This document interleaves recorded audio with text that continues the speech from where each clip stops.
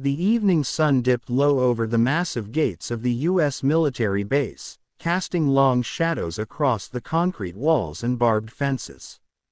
At the main checkpoint, young guards in crisp uniforms stood watch, their rifles slung casually, their eyes half on their duty and half on the boredom of routine.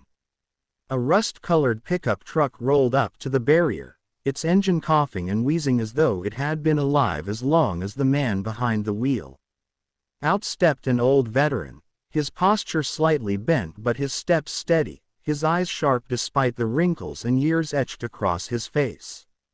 He carried a worn leather wallet and slid out an ID card that looked outdated, faded, and strangely official. The guard took it, squinted, then laughed. "Sir, this looks like something from the 70s, he said, showing it to his partner. The second guard chuckled, shaking his head. "This isn't valid anymore. You can't just walk onto a base with this." The veteran didn't argue. He simply stood there, his hands folded behind his back, as if waiting for them to finish laughing. His silence only made them more suspicious, but not in a serious way. They teased him lightly, calling him Grandpa, and telling him the bowling alley was down the street, not behind military gates. But the old man's gaze never wavered, his lips never moved. After a long pause, he said quietly, "Tell your general that Thomas Wexler is here."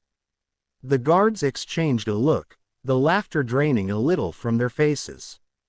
The name rang faintly, like an echo of history they couldn't quite place. Still, they shrugged it off. "Look, sir, we don't bother generals over fake IDs. You need to leave." At that moment, the sky seemed to thicken. The faint hum of sirens began to echo from deeper inside the base, followed by a coded announcement over the loudspeakers. "Attention all personnel. Condition Black protocol initiated. Repeat. Condition Black protocol initiated.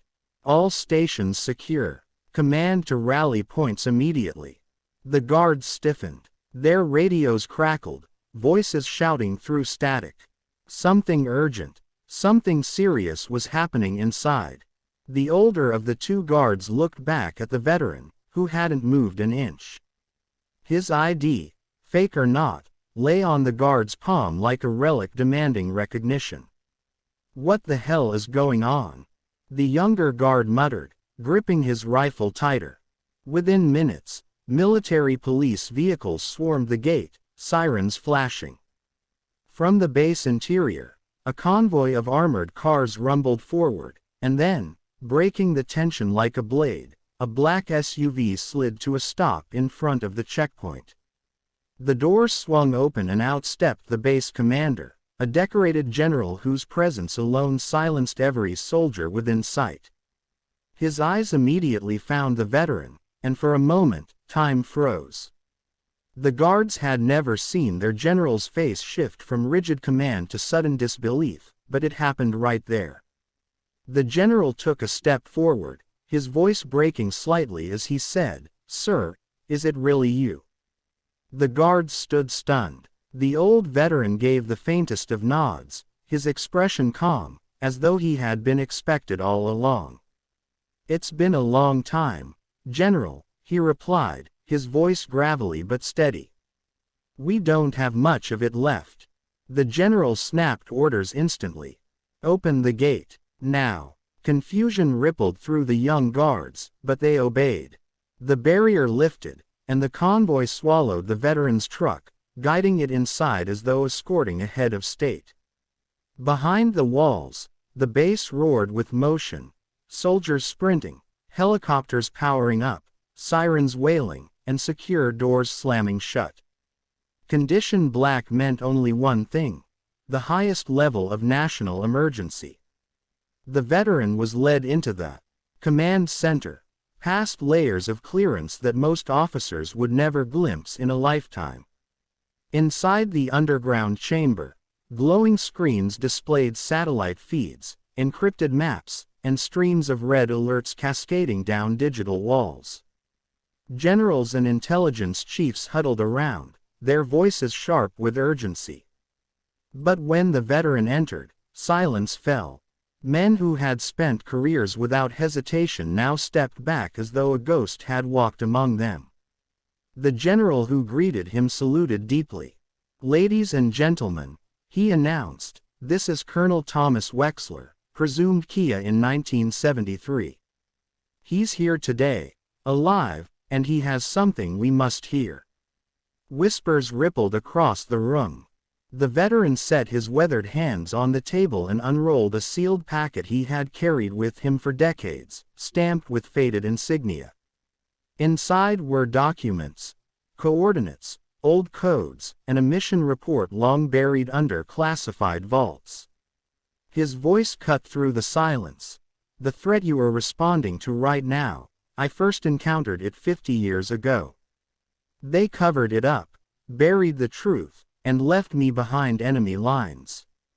But I survived, and now it's back." He pointed to the glowing map on the central screen. "You're looking at the same pattern I tracked in 73. Whoever they are, they're moving fast. You don't have hours, you have minutes." The generals leaned in, their skepticism colliding with the undeniable detail of his report.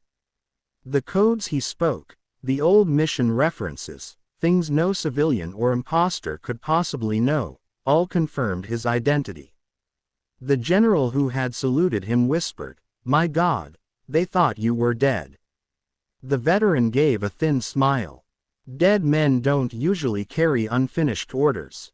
Suddenly, alarms blared again. The screen showed unidentified crafts breaching restricted airspace, their speed and stealth capabilities unlike anything in known arsenals. Fighter jets scrambled, ground-to-air defenses primed. Soldiers looked to the veteran as though he alone understood what was coming.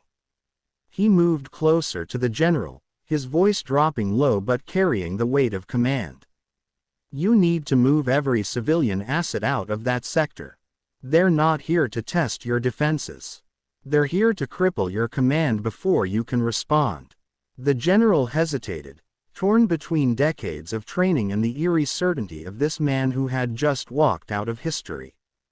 But then, with a sharp nod, he ordered the evacuation. Orders rippled outward, radios crackling with frantic updates.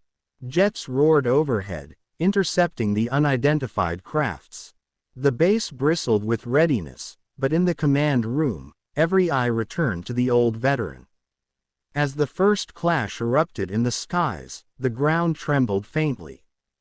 The veteran closed his eyes for a moment, remembering the mission that had once cost him his life, and whispered, "Round 2."